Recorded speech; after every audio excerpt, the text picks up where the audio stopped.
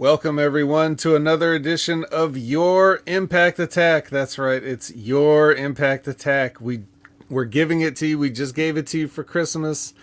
Please, can you hold on to it this time? It's this whole regifting thing is just it's hurting At, our hearts. at least wait till after the new year before you start flooding the return section. Right. I know Canada's got Boxing Day and everything like that, and we've definitely got some Canadian representation here. But anyway, when I say we, of course, I'm talking about myself. I'm Jamie the Vet Williams, and I'm going to pause for Ray's intro music.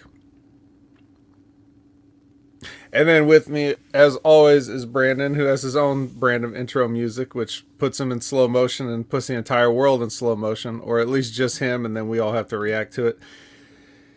Brandon, did Santa bring you everything you wanted for Christmas this year? He brought me enough to keep me satisfied, so I'll take it. All right. Well, that sounds vaguely sexual, but anyway. So so here we are. We've got the lovely chat with us as always. They're the C in the VBC. Can you give us a rundown of who we got here? Yeah, tonight we got hanging out with us. We got Lab Rat. We got our boy Buckshot Kid. We got our girl Lisbeth.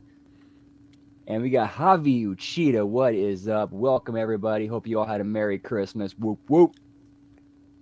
Yeah, well, Lab Rat ate way too much, and he feels like a fat piece of shit.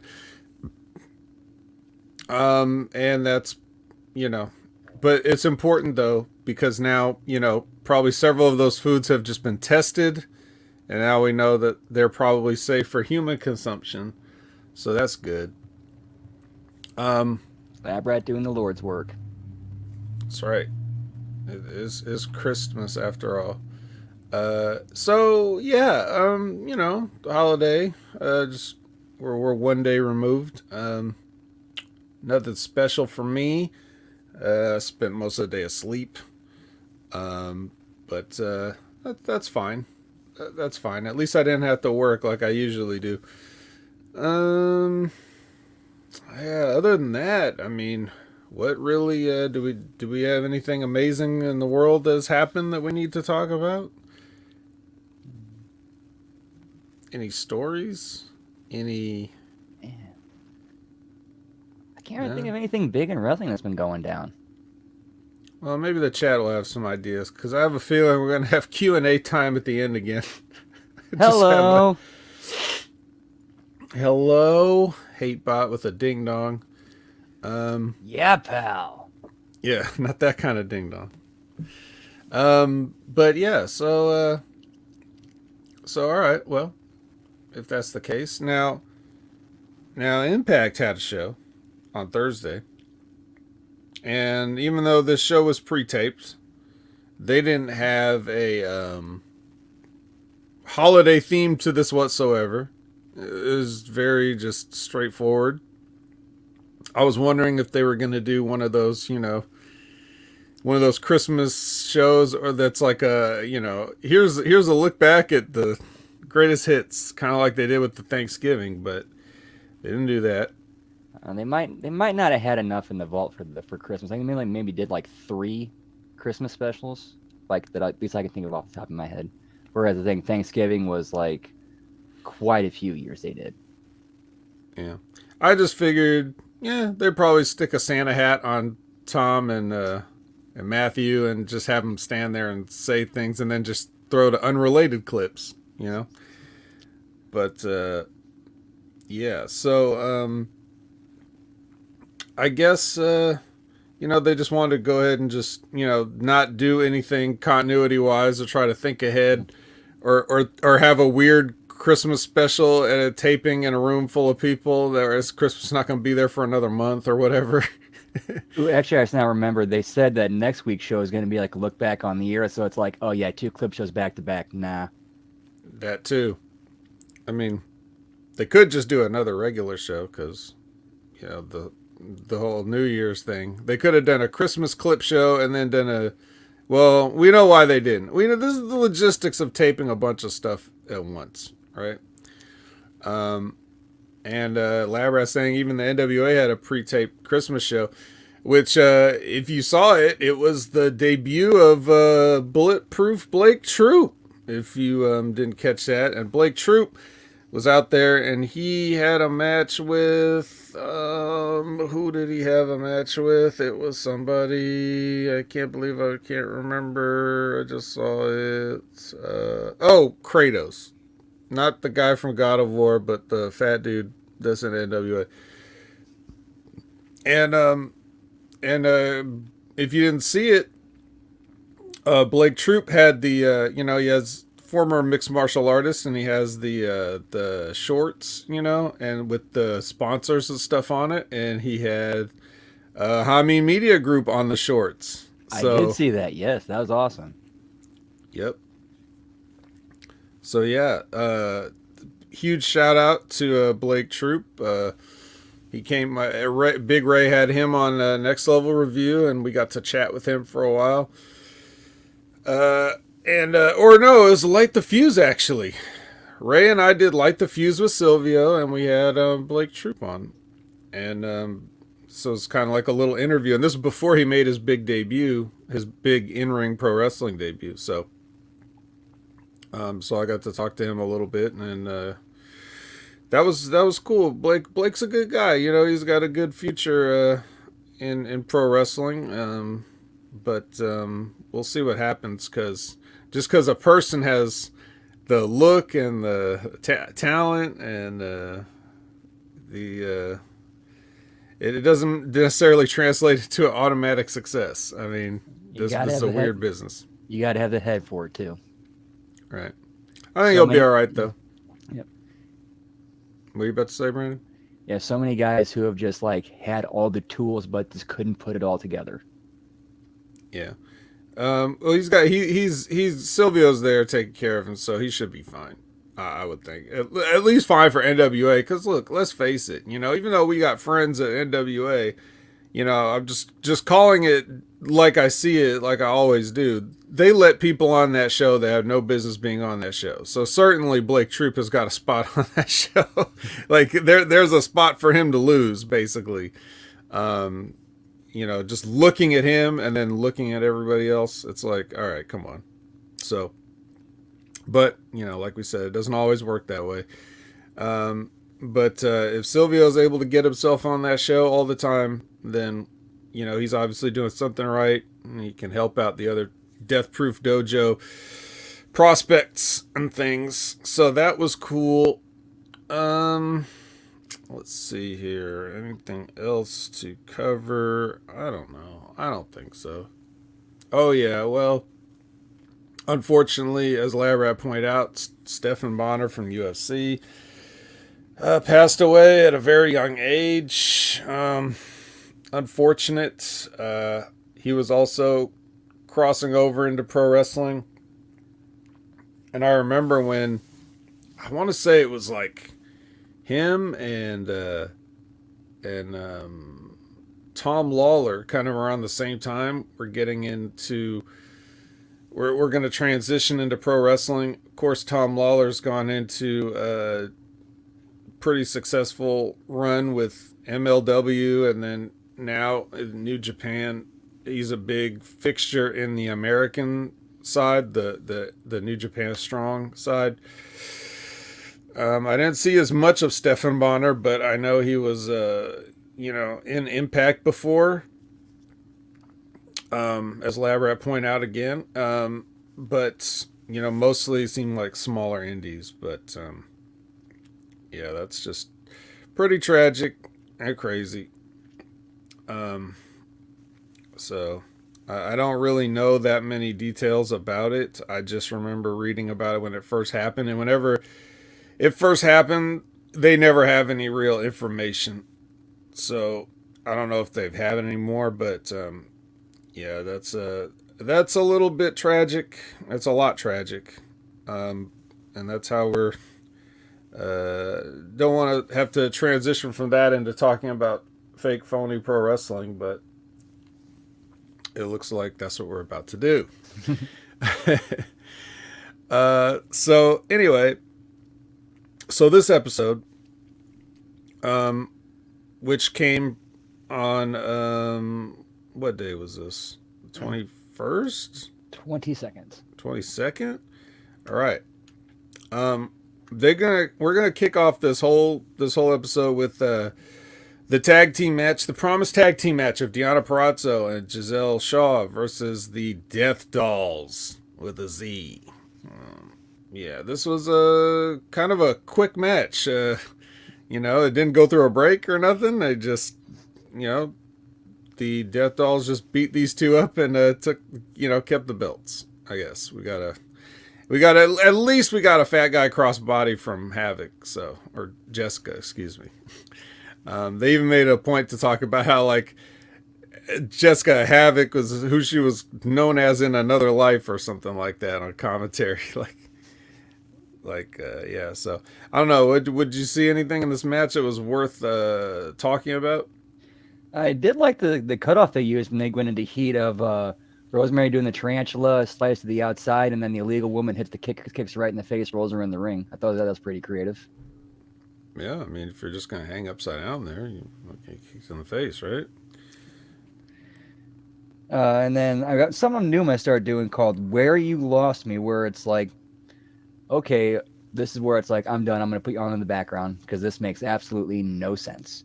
There was a spot where Giselle was on her knees, and then Jessica kicks her in the face, and instead of going down, she pops up, like straight up to her feet, standing and walking around. Yeah, these wrestlers these days really don't they really don't like to sell a kick to the face, do they? Or just follow basic like physics. Tell me about it. Yeah, so it's sort of becoming an epidemic, I guess, where you'll see just people do it. Was this like a super kick type deal? I don't remember what it was, but I know it was it. She would not be like rising up to her feet and just kind of wandering around. Like if you get kicked in the face from the angle that you got hit at, you're on the mat. Yeah. Like this the sell did not make any sense, I should say. Right. Yeah, you'll see that a lot.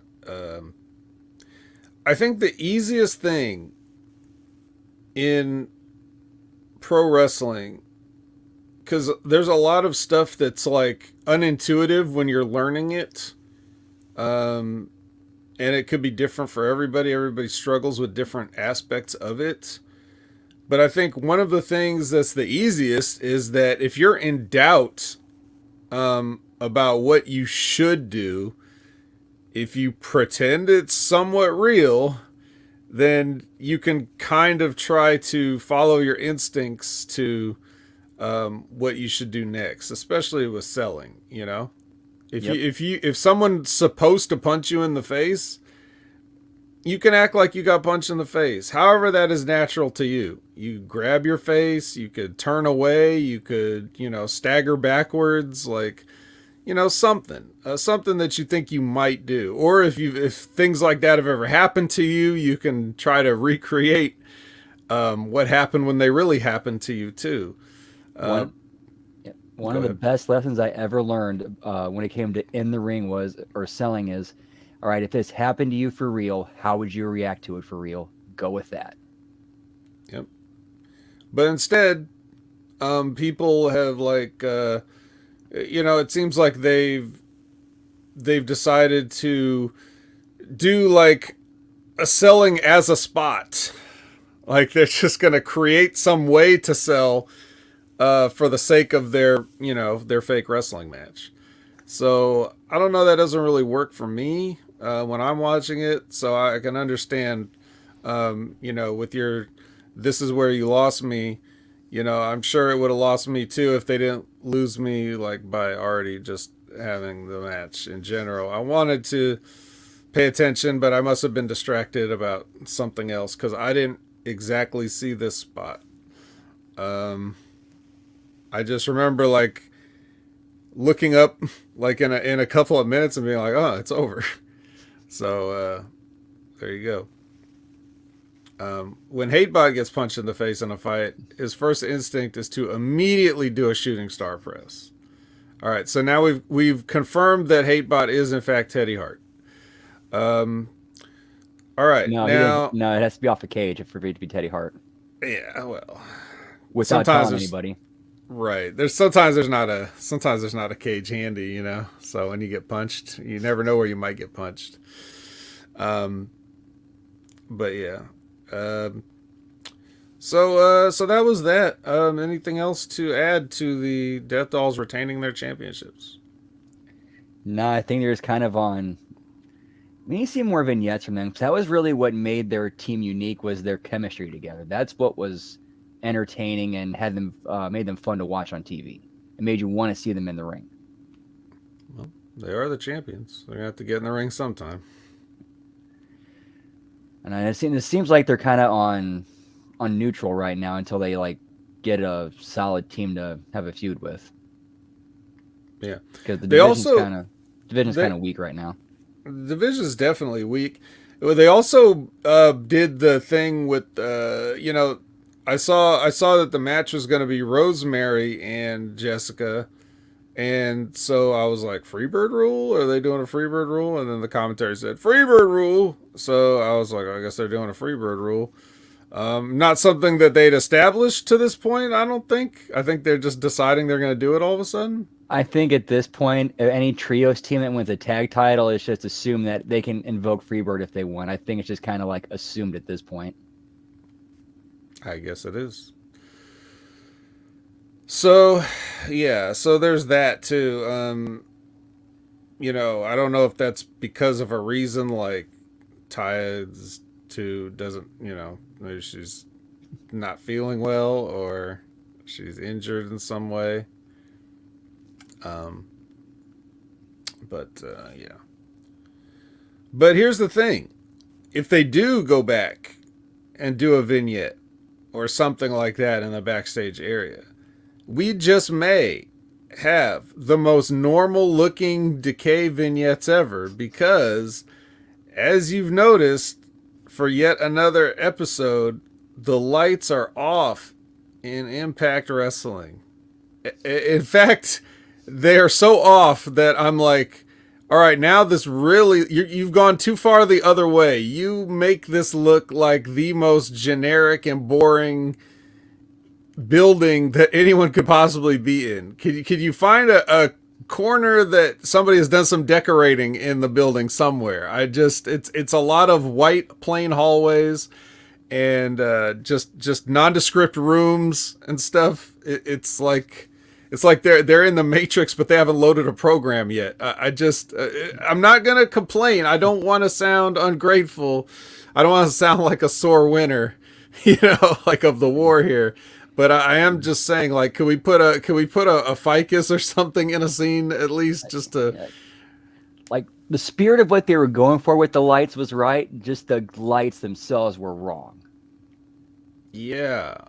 Like, find like unique locales that would be like, oh, this would be a great spot to shoot a promo or vignette for this person, or this spot would be great to do it for this team, or just or hey, this spot's different, Yeah, but again, I will not. I don't want to make it sound like a complaint. It's just something I'm noticing on this particular episode. It's still, no matter what they do, it's still better than just sitting one of those little spotlights up on the wall and switching it to the yellow so it looks like there's a piss stain on the wall. Like, that's, at least they're not doing that. At least no one's pissing on the walls. I also never forget that one show they had where it was like the light was blatantly sitting right there, like attached to the wall, just right in the middle of the shot. Yeah. Anyway, but the first instance of this that we see is it's Mickey James and Jordan Grace, and they're sort of discussing their motivations for the upcoming, not only the upcoming tag match tonight, but their match at Hard to Kill. So basically, Jordan's saying that she's accepting, her mission in this match is to make sure Mickey makes it to Hard to Kill, because if they lose, obviously her career's over, because that's the deal she made. even in tag or multi-person tags. So, that's what we're doing there. But Mickey's like, what? You don't, she's like, you don't think I could beat Tasha and all this other stuff. So that's kind of where they're at with it. Slightly mildly hostile. Not really anything major, though. It's just going to be one of those classic. If this was the WWE, they'd be saying, can they coexist? So, there you go. Any comment on Mickey and Jordan here? Yeah, I'm just wondering, does Mickey have a Rolodex of the same 5 storylines or angles that she just recycles with different women? Hey, at least she's got 5. That's all I can say. So next we get Deanna and Giselle meeting up in the hallway. They walk up to each other. They both agree, never again, and then go their separate ways. So there you go. And then Sami Callihan goes out to the ring. What if the swerve ends up being that Giselle comes back with Chelsea as her friend? If Chelsea's not going back to the WWE, that is. Yeah, if she's not. Well. Is that funny that Chelsea Green would go back to the WWE where, no offense to her, but she's done nothing? And then, Matt Cardona's just still sitting around the Impact. The NWA. I'm just saying. Is that funny? All right. So, Sami Callihan. Lab Rat says, hide your muffins. I don't have any this week. So even if I wanted to, I don't know if I would have eaten anything. I would have forced a muffin just for entertainment value, but I didn't really think that this is a muffin-worthy show, really. It's all right. And even Sami Callihan, he comes out to the ring, he calls out the Designed, and they come out, and they're he's saying, we don't do truces, or whatever he says, whatever Diener says, and then Sammy says, no, you got this all wrong. I don't want to fight you. I don't want to truce. I want to join the Design. So Sami Callihan all of a sudden decides he wants, if you can't beat him, join him here. I guess that's just totally in his character, right? And then the best part about it is they're just like, nah. And then they beat the shit out of him. And, Diener hits him with a DDT because, it wouldn't be a serious moment for this gang of knife murderers if they didn't hit a wrestling move in this spot. So yeah, can you make any logical sense out of this? Because I just feel like it's just they didn't know what else to do to just keep this going for another week. Is what it felt like. It doesn't feel like there's a design for this, if you pardon the obvious point. It really doesn't. It felt like okay, kind of where does Sammy go from here? So this kind of bitched him out a little bit, quite a bit actually. Yeah, which I'm fine with, but it doesn't make sense if I'm being fair. I like that was their response to it of, them doing that, other than going to one of the cliche ones you've seen a million times before. Right. Yeah, it just, it doesn't really seem like, it seems like it would be the kind of a deal where, he's gonna join and then turn on him, from the inside out type thing. Right, which we've seen 100,000 times before. Right. And,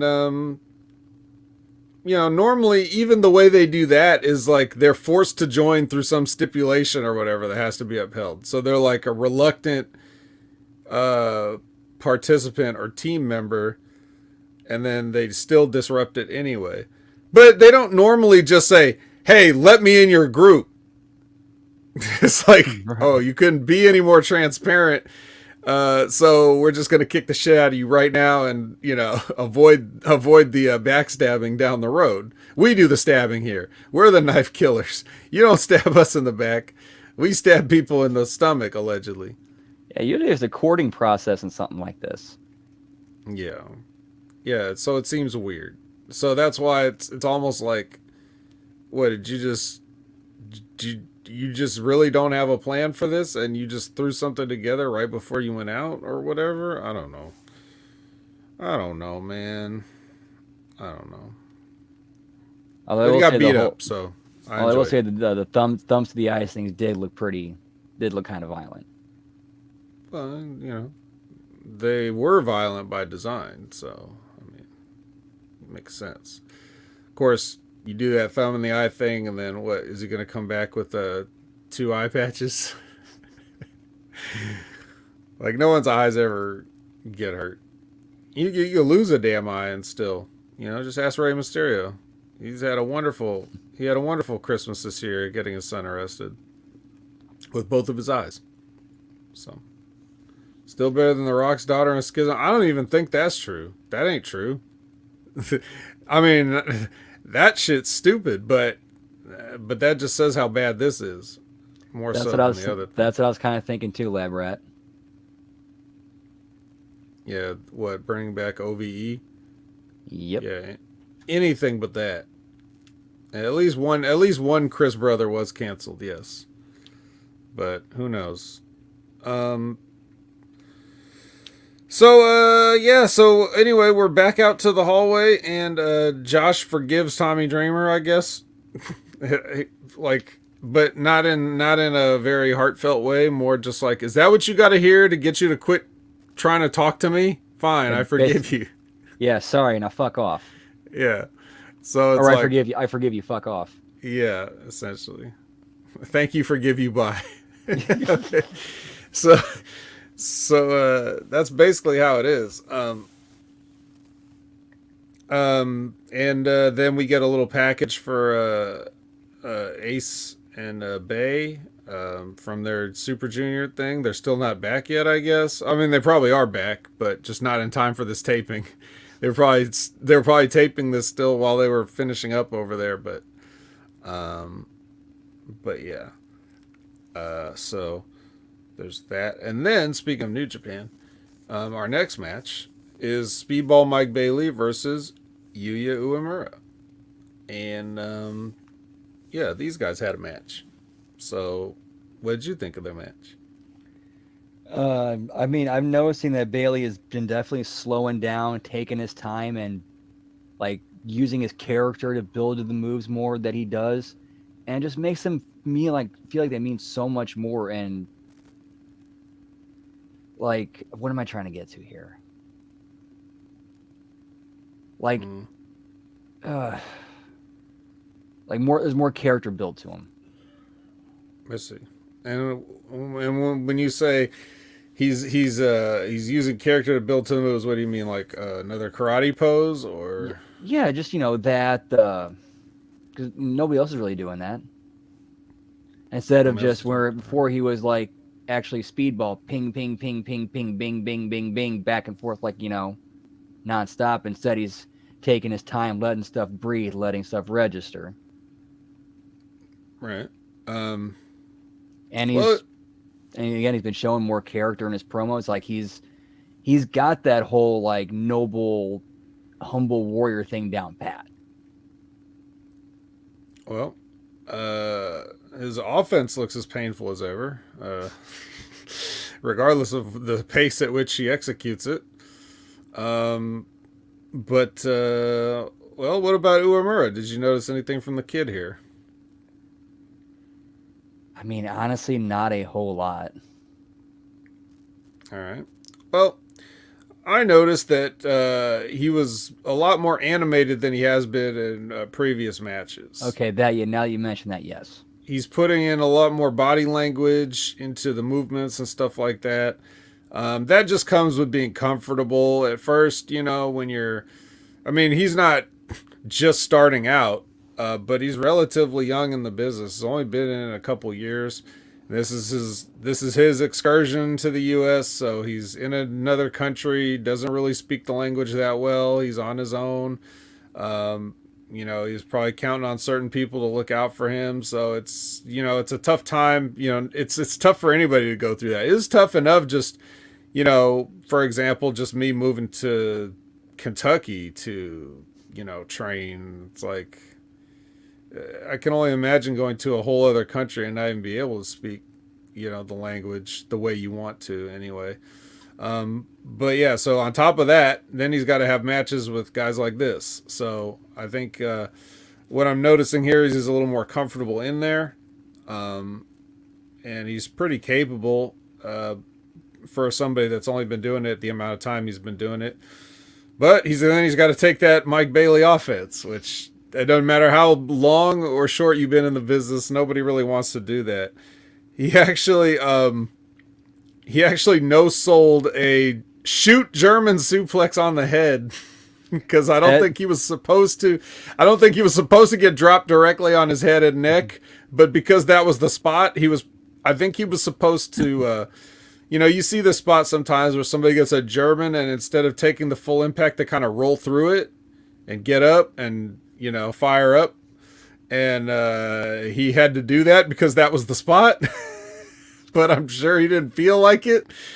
And then he just took a head kick, and then Bailey hit the ultimate weapon and beat him. But that was a little bit rough looking. That was my where you lost me.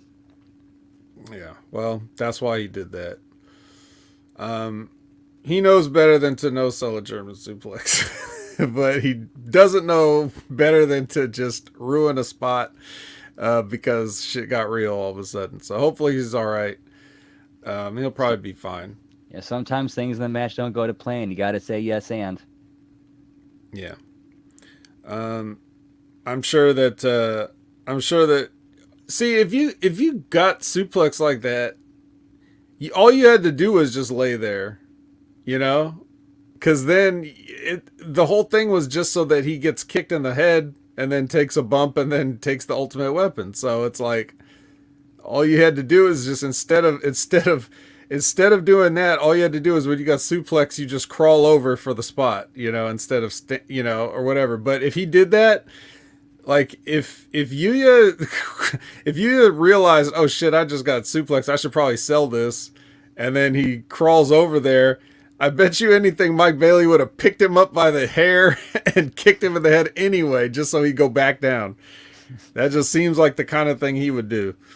Because again, that's the spot. So we got to do the spot. We got to run the play. And that was that.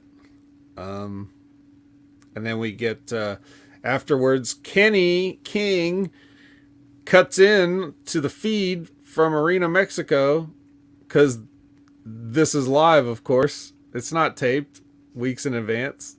So he knows exactly where everybody's going to be in their matches for him to cut in for this promo, He knows exactly when the match is over, too, because he's watching it in Arena Mexico, right? On his phone or something, probably.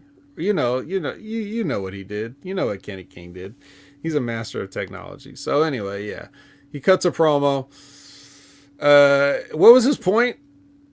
That you're not going to be in a real arena like this? He's kind of like low-key dissing Impact. That's kind of like, that sounds like you're going to have him bury your show on the show? I'm for it, if that's what they want to do. I mean, that's what we do here, so we bury their show on our show, so Kenny King probably feels the same. So yeah. Any other thoughts on this whole deal with these gentlemen here? They could have actually used this as an opportunity to build another, kind of keep building on this angle they're doing with King and Bailey, and add Uemura to by doing a thing, turning it into an injury angle, and have Bailey end up turning heel and going with King. Like get pissed off and at Uemura for hurting him.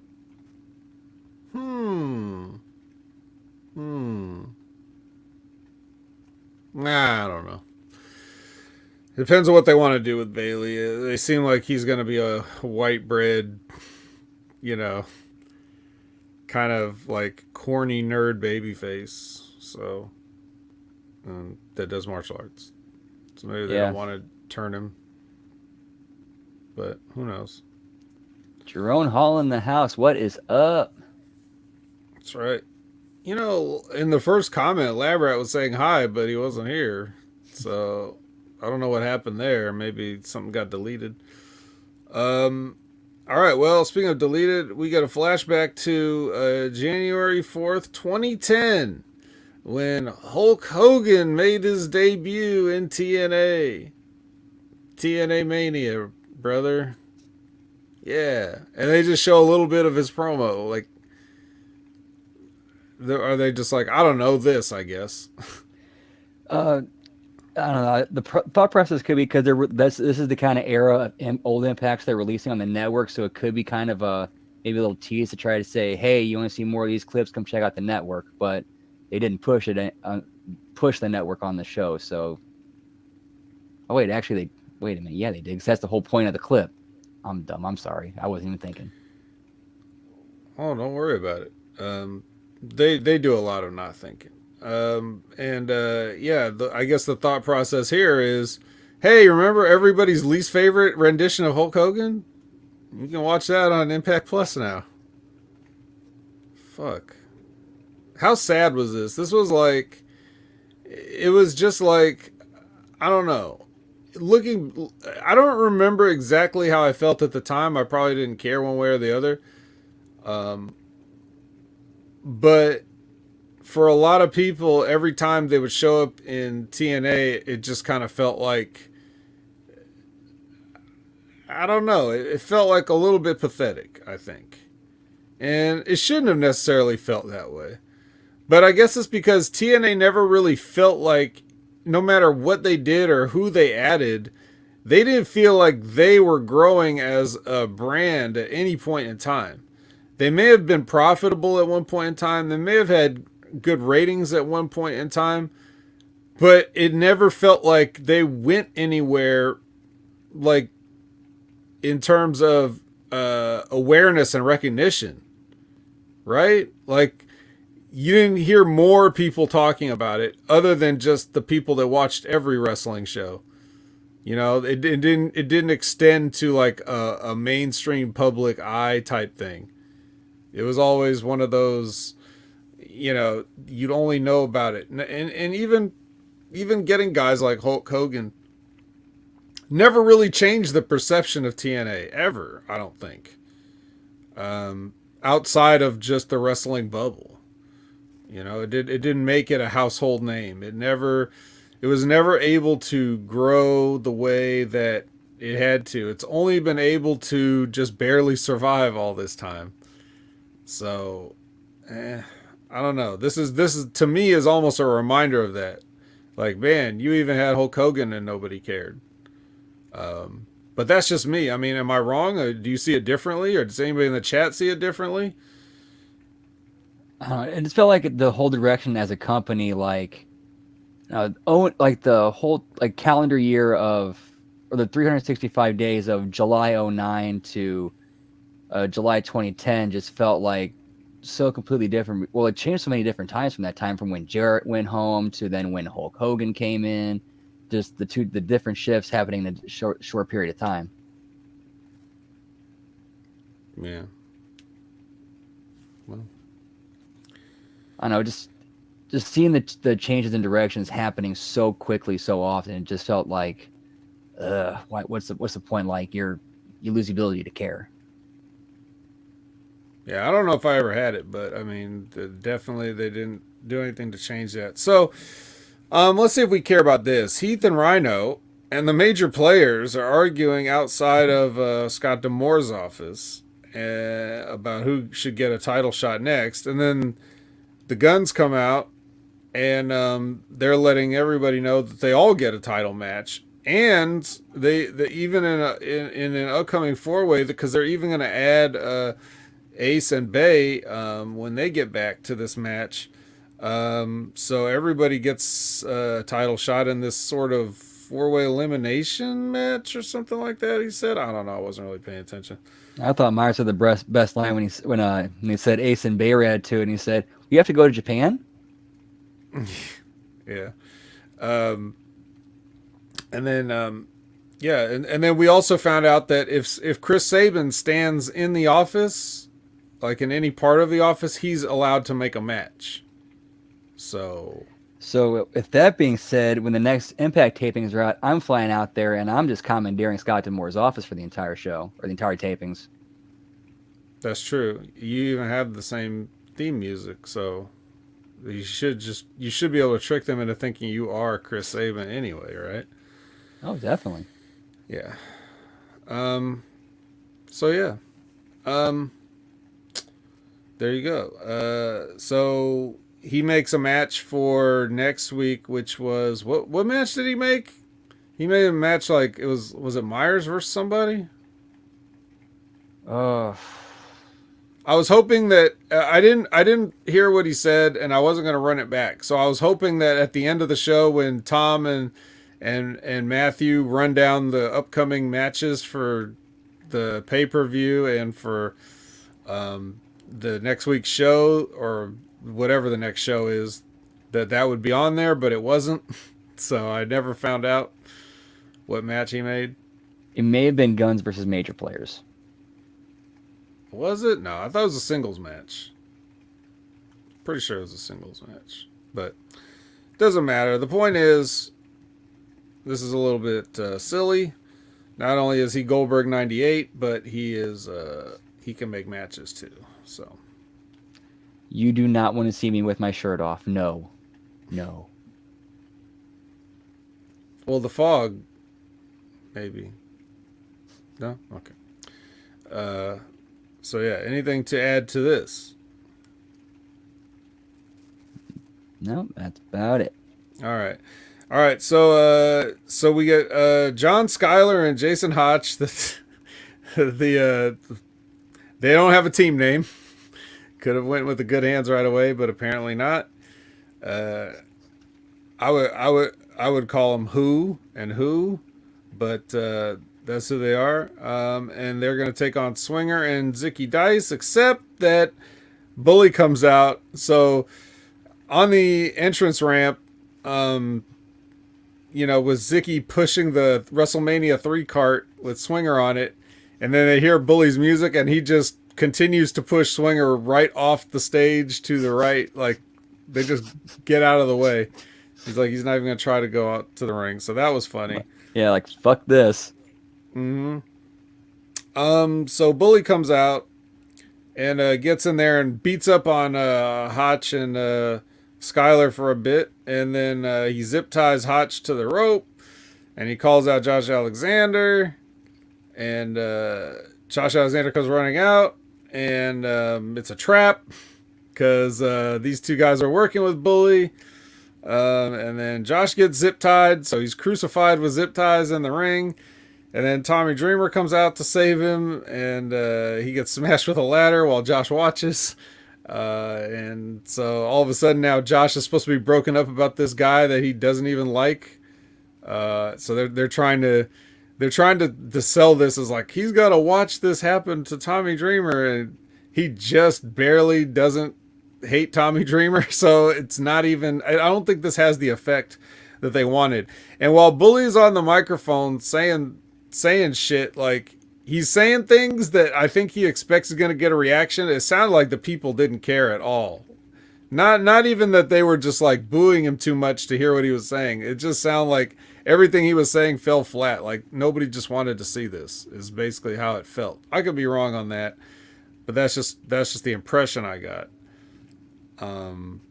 But yeah, so they just beat up Tommy Dreamer and hit the ladder with chairs and shit like that while he's sandwiched in between it, and Josh watches, and no one else comes out, no other wrestlers come out, no security comes out, and that won't even be because there is no security, because we're going to touch on that in a little bit. So what did you think of this whole thing, the idea of these two guys swerving Josh Alexander, the Good Hands? I thought it was different, but it has to make sense. Like they got to explain why they did it. Because like, why would two undercard guys that are trying to fight for a spot go with a guy who would just who's admitted he will use people and cast them aside? I have no idea. Your guess is as good as mine. I did though like I want to know who did produce this because I did like the amount of detail and thought they put into it, like the amount of time it took Alexander to get down in the ring from when Bully started zip tying Skyler, uh, and then he ran out no music and he had a chair and clippers with him. So I'm like, okay, that's why it took him so long to get there because he's looking for that. Yeah, well, that's one thing that they looked out for, but they didn't look out for about a dozen other things. And it's the spirit of trying an effort. That's at this point in wrestling, that's kind of what I'm looking for. That's my standard at this point, which I know I shouldn't be lowering standards, but we got to start somewhere. Right. Well, again, they blow it immediately because he's the only one interested in this, and this kind of stuff is just allowed to go on. In the middle of the ring, you know, it's one thing if you had. It's bad enough when you send in a video of you kidnapping somebody or whatever, but you could at least say, you know, all right, we don't know where this guy is, so there's nothing we could do about it at the time. This is in the middle of the arena with everybody here, and nobody's doing anything about it.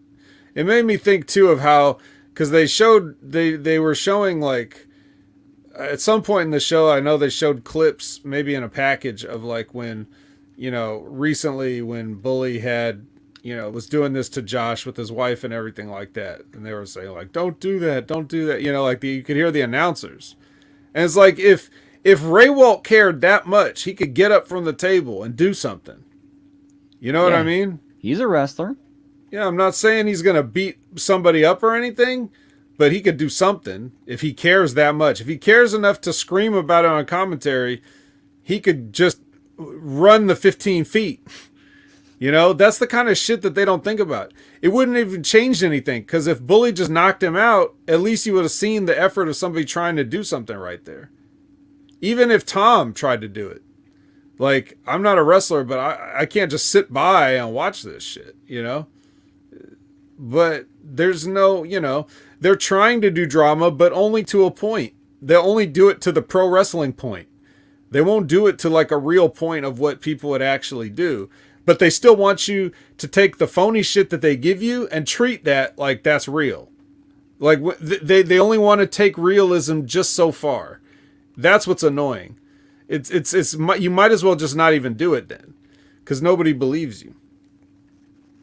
So, yeah, I don't know. Jerome says he wants to see an arson angle.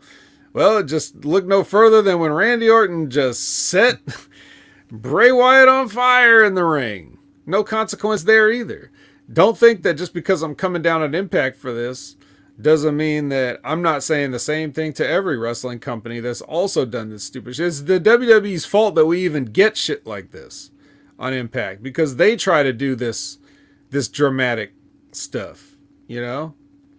You know what I guess you could say, like, okay, you remember back when Randy Savage was tied up in the ropes and Jake had a cobra and the cobra was biting Randy Savage? Remember that? That was something similar to this kind of thing. But you could also imagine that, like, nobody wanted to get in the ring with a fucking cobra. So if the referees were to come out there and, like, yell at Randy Savage, that would be, you know, you could understand why they wouldn't necessarily want to get involved. Right? It's just, I don't want to get bit by a cobra. This is between them and this is between the Macho Man and Jake. I don't want, you know, like, I ain't getting bitten for this. Macho Man's crazy anyway, you know. So Yeah, but and it wouldn't be hard to run that story even further by saying, like, we got him to the hospital, he got treated, he's going to be fine. Yeah, is it hard? So, you know, but it's just, you know, I don't know. Cody set himself on fire in AEW. Does it count as arson if it's yourself and it's through a table? Does it count if you wear the flame retardant gel on your back before the match starts? So you let everybody know you're going through fire at some point? God, what a dumbass. And people want to forget all this shit when he comes back to the WWE. Like, oh my God, Cody, he's got to beat Roman. Shut the fuck up, all of you. So anyway, so this is stupid. And then, so after this, we get Scott D'Amore and Josh talking backstage. Now Josh cares about Dreamer a little bit, I guess, all of a sudden. He didn't seem to before. And then he says he wants Full Metal Mayhem for the match. And Scott agrees that he should get Full Metal Mayhem. I do think, though, Josh did explain, like, why he was feeling the way he did, because he was shitting all over Dreamer the entire time, while the entire time Dreamer was actually a genuinely nice guy who knew he fucked up and wanted to make things right by Alexander, and essentially threw himself on the grenade. I guess.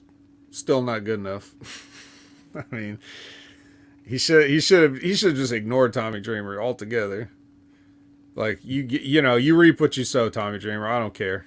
Just don't talk to me. That's what I would have been. It's not like Josh Alexander's that sympathetic of a babyface to begin with, you know. I just he's like a converted heel. He was in a heel tag team, and now people just like him, I guess, because he's supposedly a badass wrestler. So, you know, his attitude shouldn't really change that much. I would think.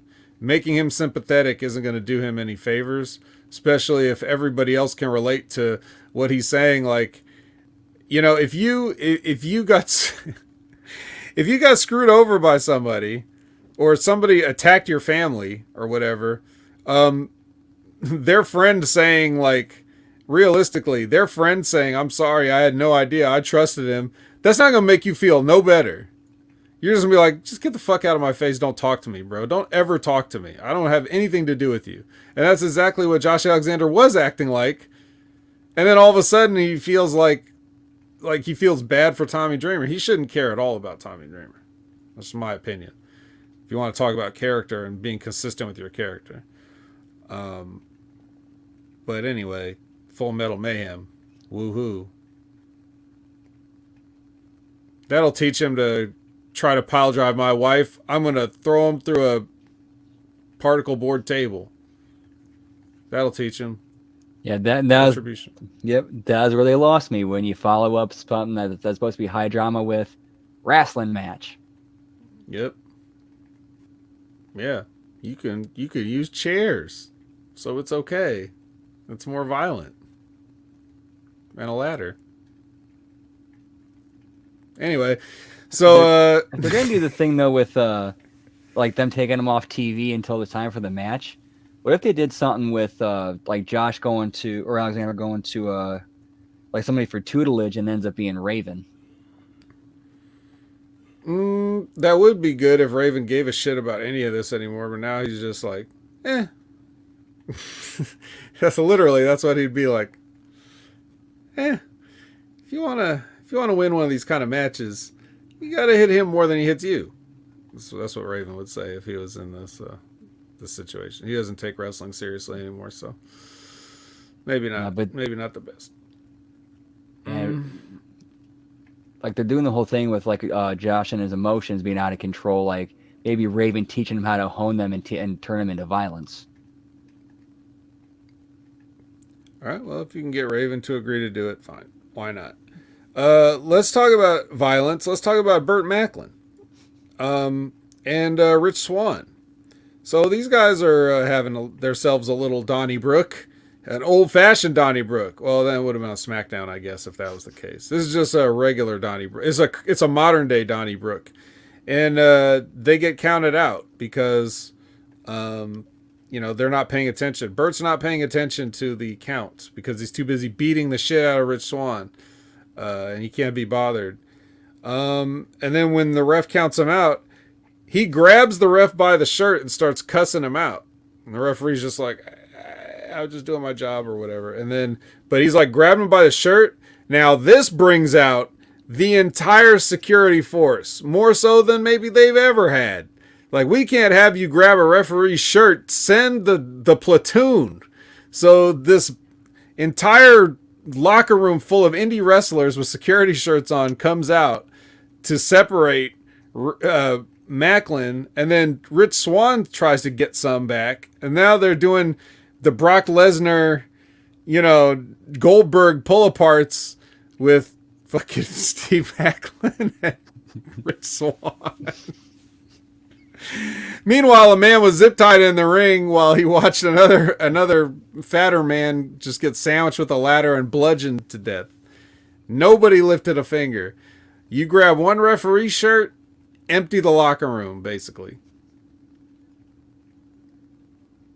So, security was in the building, but they just didn't want to help Tommy.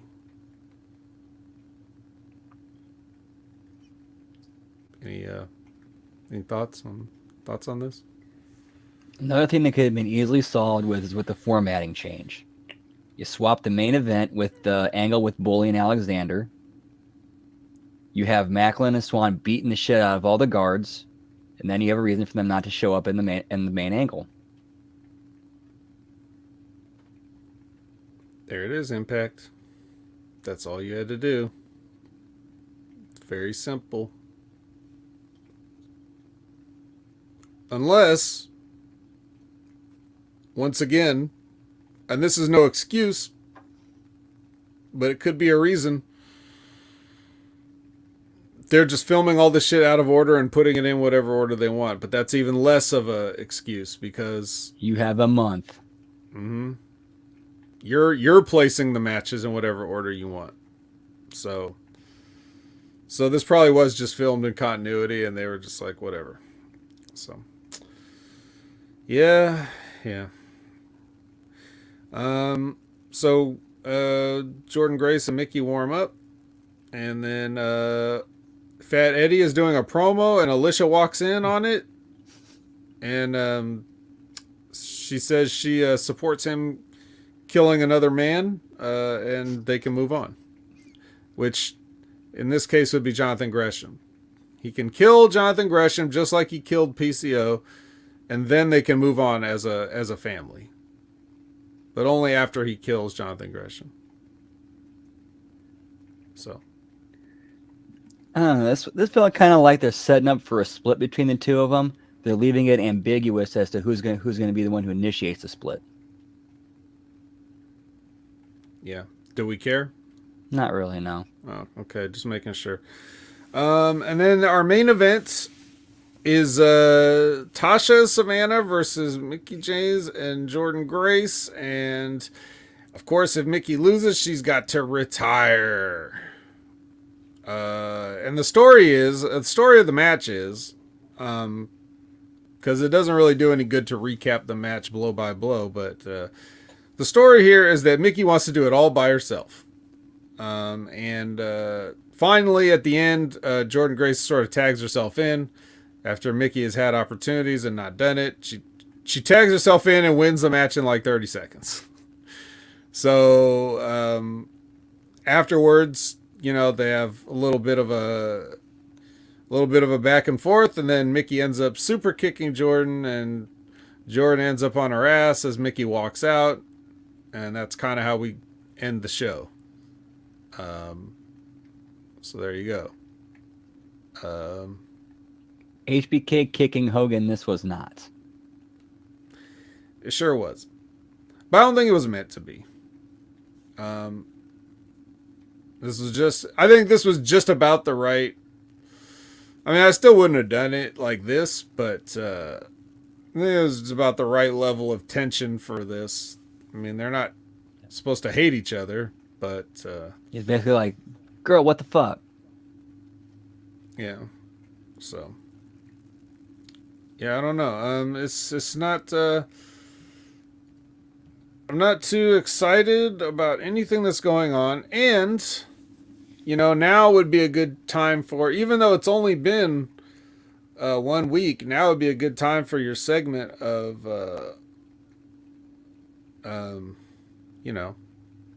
Have you seen me or whatever the what is your segment Yep. called again? Milk Carton Minute. On today's episode, there's only one, because he's the only one that matters. Where are you, Moose? Where are you, man? Not one moose. Not one You moose. you couldn't think to put a moose anywhere in this mess, and no Joe Hendry either, No which Joe is Hendry. which is who he's tied up with.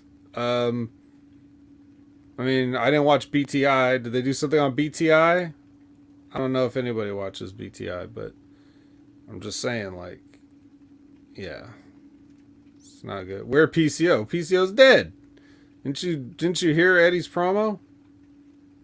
Didn't you hear Alicia saying she approves of that murder? Come on. Yeah, there's no excuse for having a mooseless episode. I don't care what. This was a taping. We already seen him on episodes, so we know he's there. Well, what are we doing? What are we doing? You have to explain to me why every episode isn't entirely about Moose. But to not even have him make an appearance? Not even for a promo? Nothing? That's, I don't know. It's criminal. That's beyond unacceptable. You know, it's almost like they're conceding the lights and then realizing, like, well, we can't just give the vet everything he wants. So if he's going to get a clean lighting area, we're taking the moose. I don't know why it has to be one or the other, guys. Why can't I have a nice, normally lit show and have moose? Why do I have to choose? It's not fair. It's not fair. Just forget about me. It's not fair to the fans, the whatever fans you have left, to not see the wrestling god on your show. Being denied moose is like being denied water. Yes. And I'm very thirsty.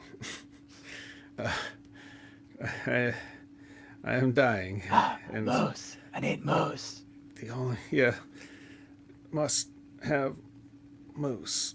So yeah, that's not cool at all. Couldn't think of one good logical reason why. But that's where we're at. Lab Rat's saying we got Swinger, like that's some kind of a consolation. That's not the same thing.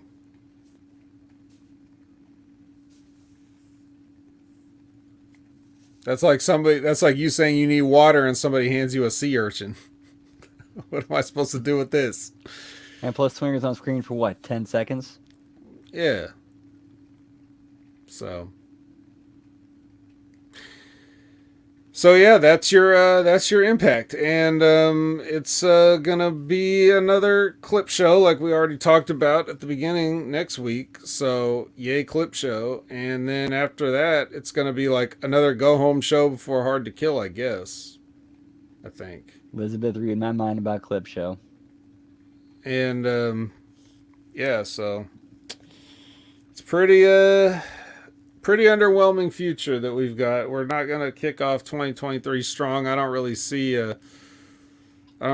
anything I'm interested in on the Hard to Kill card right now. So this is if you guys had any anything you wanted to talk about or you had any questions, now's the time. I think we can take a few minutes for an AMA.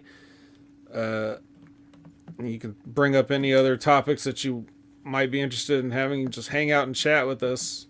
You know, maybe we can make up for this terrible Impact episode that we just saw. This useless, mooseless piece of garbage.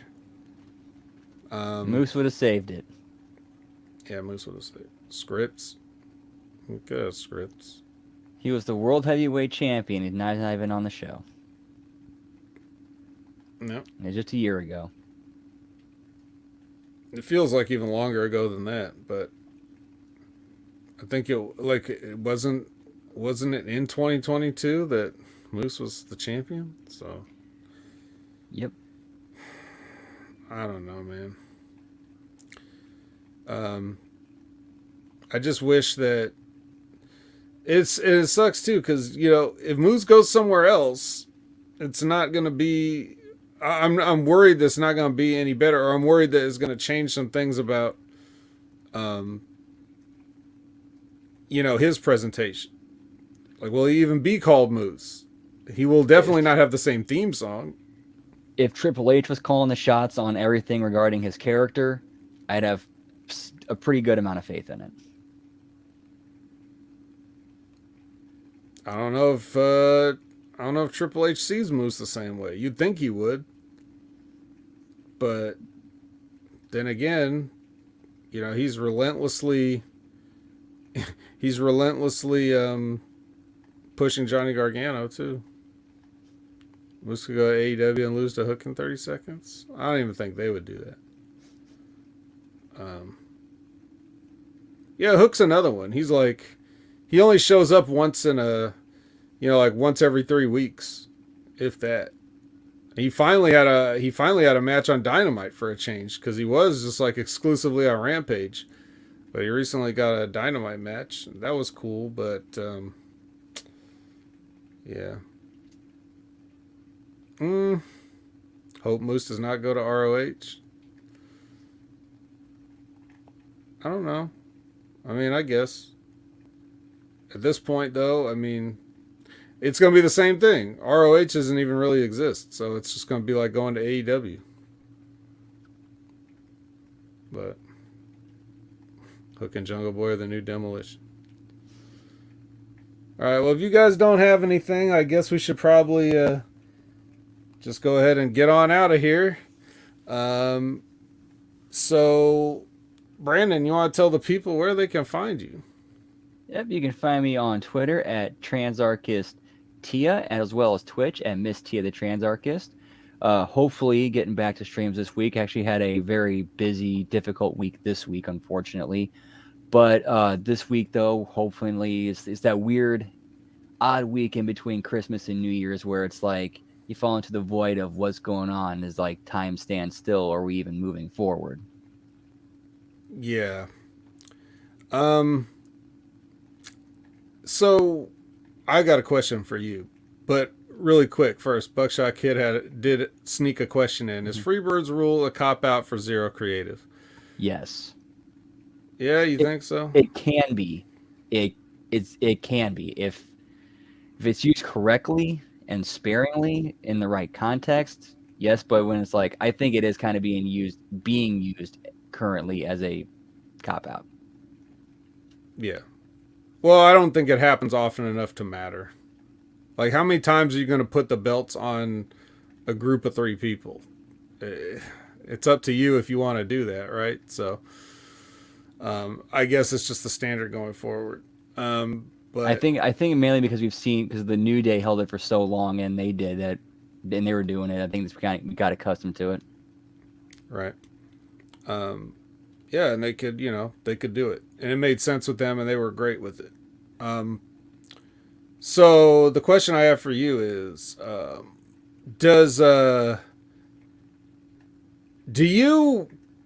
where do you stand on the idea of like New Year's Day being like an actual holiday?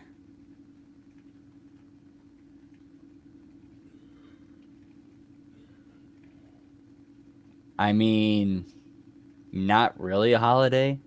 Right.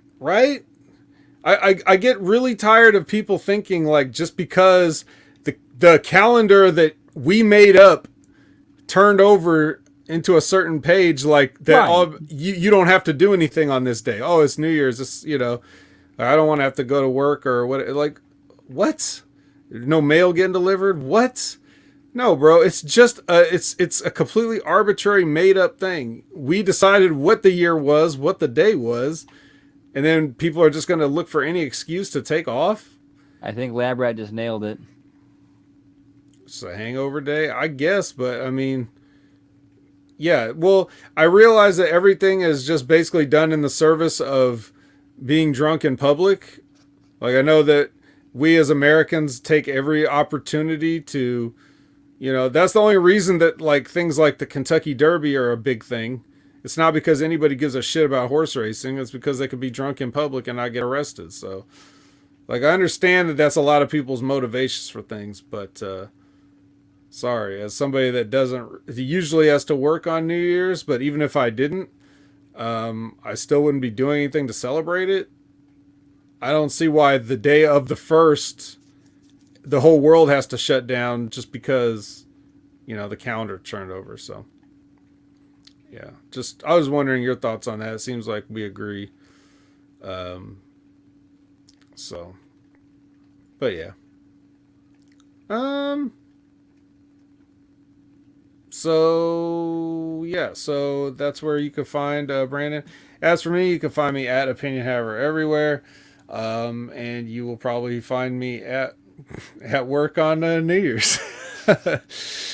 And I'm fine with that. I'm not bitter about it. I'm more bitter about the just the whole taking the whole day as a holiday the next day, right? But yeah. So at Opinion Haver everywhere, twitch.tv/Opinion Haver. You've got Next Level Wrestling Review with myself and Big Ray Hernandez. We're doing big things. We've had a string of nice, lovely guests, including Mike Mondo, Jeff Littman, Timmy Baltimore. I'm not sure who we might have this week, but it might be somebody, so you want to check and see.